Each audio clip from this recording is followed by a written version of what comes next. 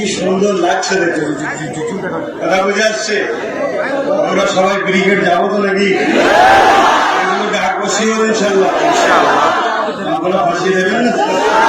আমি গাড়ি ঘোড়া দিতে পারবো না ভাই, তোমার টাকা নেই, আমার কাউকে মিথ্যা কেস দিয়ে টাকা নেওয়া নেই, আমি কি করে করবো?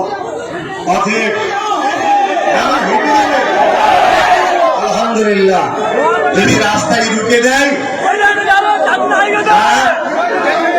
রাস্তায় ঢুকে দিলে ঝগড়া করবে নাকি? ঝগড়া করবে না, ঝগড়া করবে না। আমরা ঠিক সময়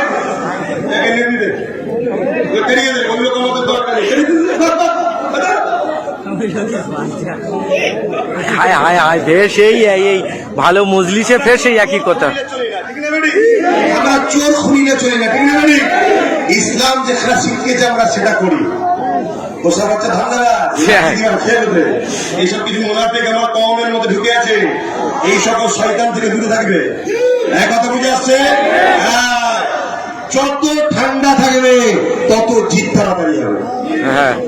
শোনো, ব্যথা না হলে মা হাসে না, ঠিক না বেটি? কি ব্যথা হওয়া মানে খুশির সংবাদ আছে।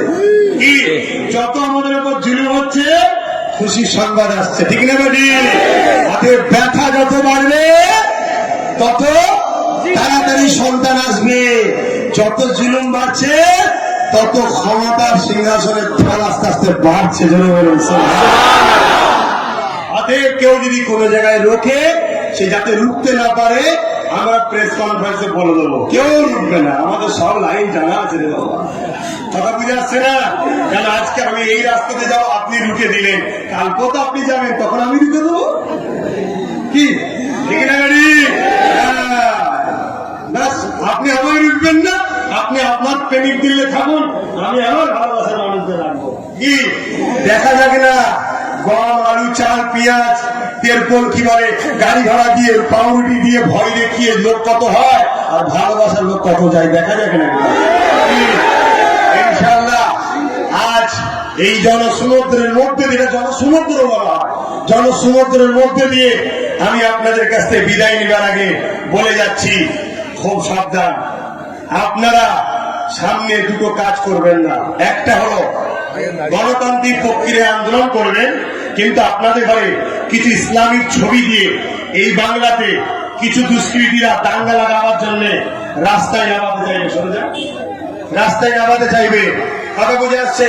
আপনারা রাস্তায় নেবে, নিরীহ মানুষদের কষ্ট দেবেন না, রোড বন্ধ করে নিরীহ মানুষদের কষ্ট দেবেন না।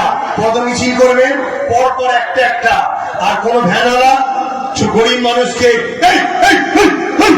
এরকম করে টাকাবেন না, আপনারা ওদেরকে বাঁচাবার জন্য করছে, ঠিক না? মানুষকে মানুষ মনে করবেন, ও গরিব বলে কি মানুষ নয়? আপনারা তো গরিব, তাহলে আপনাদের কোনো তো লোক মানুষ মনে করে, ভাল লাগে এটা, তাহলে ওর কষ্ট হবে। খবরদার। দ্বিতীয় নম্বর হলো, যে কোনো ভাবে চেষ্টা করবে আপনাদের সঙ্গে আদিবাসী, দলিত, মতুয়া, বিভিন্ন ধর্মের মানুষের সঙ্গে লাগাবার, কারো কথা শুনে হরমুর করে মেরে পড়বেন না। কথা বুঝে আসছে? মাথা ঠান্ডা রাখুন, কোমরটাকে বাঁধুন।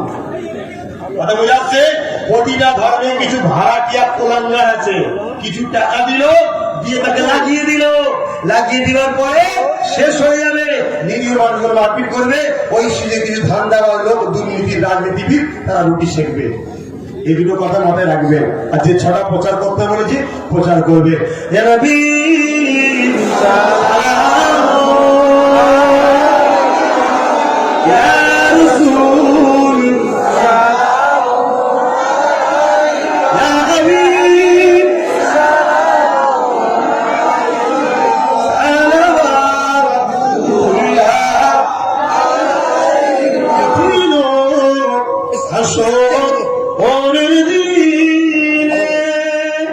কি আছে মধ্যে কত